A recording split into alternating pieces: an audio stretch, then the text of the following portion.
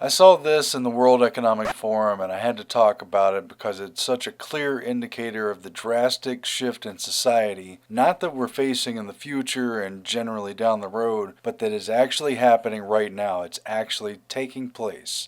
And if you like your doctor and want to keep him, you're going to love this. So this was on wefforum.org. That's the Davos site, the Davos Elite. And it was written by Ida Auken, a member of parliament in Denmark. And I checked, and as far as I could find, she hasn't been to Bilderberg or anything like that. But again, she's a member of the Davos Elite. We are 7 billion people now on the planet. We're going up to 9 billion. Think about 3 billion people entering the middle class, all wanting cars, mobile phones, computers, eating meat. I mean, this is a huge pressure on the resources we have. But she appears to be what I assume would be a Bernie Sanders style socialist. But she's also hoping that people in the near future will own nothing. That's their big answer to income inequality. They've been talking about it at these conferences for years. They've been talking about universal income, what to do when people can't work. And their answer is people of the future will own nothing. The Davos Elite, preparing for their annual confab next month, have acknowledged the growing problem of the underman who's threatened by the rising cost of living, discouraged by the lack of better paying opportunities overall, and all the other factors that go into living in the society that we've been in. And the answer of the 1%, and those even fewer who could be counted among the billionaires of the planet who own more than anyone else listed in the phone book, and their answer is that we should own nothing at all. And we talked a lot about the smart city, how much that's being used for control, but this goes beyond anything. It's straight into Marxist serfdom, actually without the problem of work and without the problem of the working man's struggle. So it's neo-feudalism, but with a new twist. Here's how it goes. Here's what Ida Auken wrote in her column for Davos. Welcome to the year 2030. Welcome to my city, or should I say, our city. I don't own anything. I don't own a car. I don't own a house. I don't own any appliances or any clothes. I sound like I'm from a Dr. Seuss novel. It might seem odd to you, but it makes perfect sense for us in this city. Everything you considered a product has now become a service. We have access to transportation, accommodation, food, and all the things we need in our daily lives. One by one, these things became free, so it ended up not making sense for us to own much anymore. Why do you want to own your cell phone? I mean, you want the function, you want the service, right? Why do you want to own a cell phone if you can just lease it?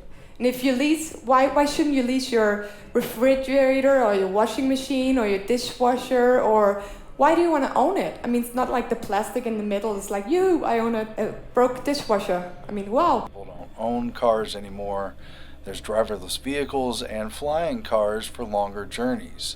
I think we've had that one promised before. So why don't you want to go into a business model where the company owns it? Ida Auken writes that in 2030 in our city, we don't pay any rent because someone else is using our free space whenever we don't need it. Someone else is sleeping in your living room when you're not around, or cooking in your kitchen when you're done making dinner. She writes, my living room is being used for business meetings when I'm not there, and once in a while I will choose to cook for myself. It's easy. Even the necessary kitchen equipment isn't owned. It's delivered to the door by drones within minutes. Environmental problems seem so far away, she says, because of course it can never really be that far away from Agenda 21. She writes, the air is clean, the water's clean, and nobody would dare touch the protected areas of nature because they constitute such value to our well-being. No one is allowed to go into the wilderness. But in the cities, there's plenty of green space and plants and trees all over. She says that even shopping has changed. You don't really shop anymore. It's more of a choosing of things just to use and to borrow. And that she used to find it fun to actually pick things out for herself, but over time she found the algorithm did it for her better and knows her own taste better than she does. And there's a flashback, of course, when AI and robots took over so much of our work. His name is Mr. Machine. We suddenly had time to eat, to sleep well, to spend time with people. And instead of working, there was thinking time, creative time, and development time. but for a time everything was just entertainment. She laments those who lost their way, who decided it was too much, all this technology, those who felt obsolete and useless when robots and AI took over.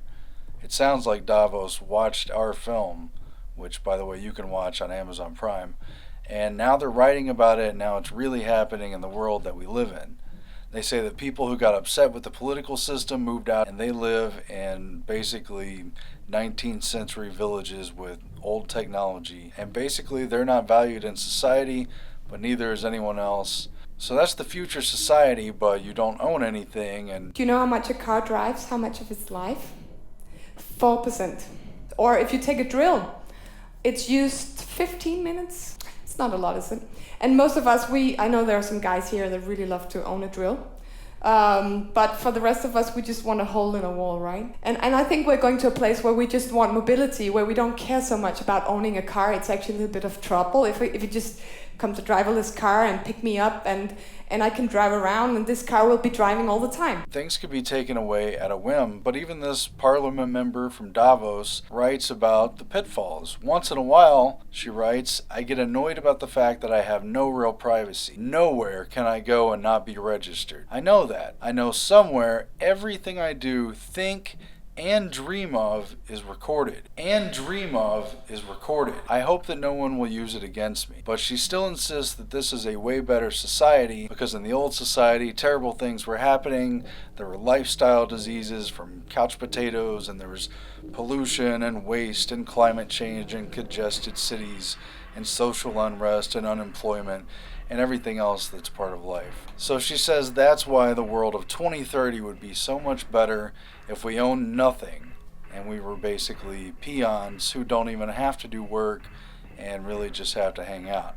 Well, it sounds really cool for a feature-length film or a theme park ride. And you're all like, yeah, wow, cool, man, I want my turn. That sounds pretty good. But after you go around the block once or twice, you think, I've seen this movie. It's 2001. I'm sorry, Dave. I'm afraid I can't do that. It's Logan's Run, The Wizard of Oz, it's Rollerball, it's The Hunger Games, Gattaca 1984, Brave New World, Divergent, Soylent Green, etc. I've seen that movie. I've actually seen all those movies. And you realize one fatal flaw. What happens if they don't like what I say? And what happens if I don't like or believe in what they do anymore? What about my rights, man? There's no guarantee of freedom or absolute respect of rights, and you're just another basically head of cattle in the global management system, the biodiversity system, of which you count very little in the overall schemes. And you don't even have privacy in your own head when you sleep at night. There is no guarantee of freedom or absolute respect of rights at all, including privacy, and everything shifts according to what is already acceptable and what certain people wish to make acceptable. And it's always between those lines, and your rights mean nothing because your dreams were so unlimited that you'd fall for anything. We all love our stuff, and free stuff is better. We take the ride and grumble as quietly as possible about the drawbacks and the back-end shafting and raw deals that are constantly offered up. The theme park ride would become torture rather than entertainment if you were never allowed off of it. And basically, I think once reality kicked in, it might not be the best system.